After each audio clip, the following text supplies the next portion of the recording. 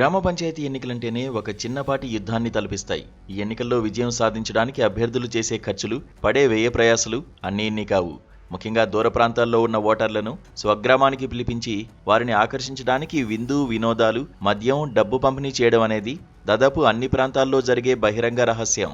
ఈ క్రమంలోనే తెలంగాణలోని వనపర్తి జిల్లా కిల్లా ఘనపురం మండలంలో జరిగిన ఓ వింత సంఘటన ఇప్పుడు రాష్ట్రవ్యాప్తంగా చర్చనీయాంశంగా మారింది. గార్లబండ తాండా గ్రామ పంచాయతీ ఎన్నికల్లో భాగంగా కాంగ్రెస్ అభ్యర్థిగా లక్ష్మణ్ నాయక్ బ్యాట్ గుర్తుతో పోటీ చేశారు. ఈ ఎన్నికల్లో విజయం కోసం ఆయన ఓటర్లను ప్రసన్నం చేసుకోవడానికి లక్షల రూపాయలు పంపిణీ చేసినట్లు సమాచారం. అయితే ఈ ఎన్నికల్లో లక్ష్మణ్ నాయక్ 145 ఓట్ల తేడాతో ఓటమి పాలయ్యారు. ఓటమిని అస్సలు జీర్ణించుకోలేని ఆయన అందరిలా సైలెంట్గా ఉండకుండా తాను ఎన్నికల ఖర్చుల కోసం ఓటర్లకిచ్చిన డబ్బులు, మద్యం కోసం పెట్టిన ఖర్చులను వెనక్కివ్వాలంటూ డిమాండ్ చేయడం మొదలుపెట్టారు.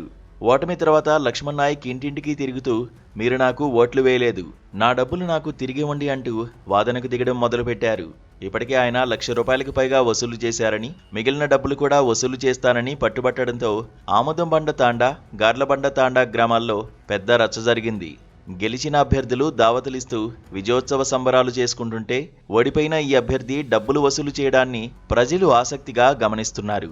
ఈ చర్య ఎంత విడ్డూరంగా ఉన్నప్పటికీ పంచాయతీ ఎన్నికల్లో డబ్బులు తీసుకున్న తర్వాత కూడా తాము అనుకున్న అభ్యర్థికి ఓటు వేసే స్వేచ్ఛ ఓటర్లకు ఉంటుందనే ప్రజాస్వామ్య సూత్రాన్ని ఇక్కడ చర్చకు తెరలేపింది. డబ్బులివ్వడం అనేది కేవలం ఓటర్లను ఆకర్షించడానికి అభ్యర్థులు చేసే ప్రయత్నం మాత్రమే కానీ అది ఓటును కొనుగోలు చేయదు. ఈ సంఘటనకు సంబంధించిన వీడియోలు, వార్తలు సోషల్ మీడియాలో వైరల్ అవుతున్నాయి. తర్వాతి విడతలో ఎన్నికలు జరగాల్సిన ప్రాంతాల్లో ప్రజలు చర్చించుకుంటున్నారు. తమ దగ్గర కూడా ఇలాగే డబ్బులు తిరిగి అడుగుతారేమో అని అంటున్నారు.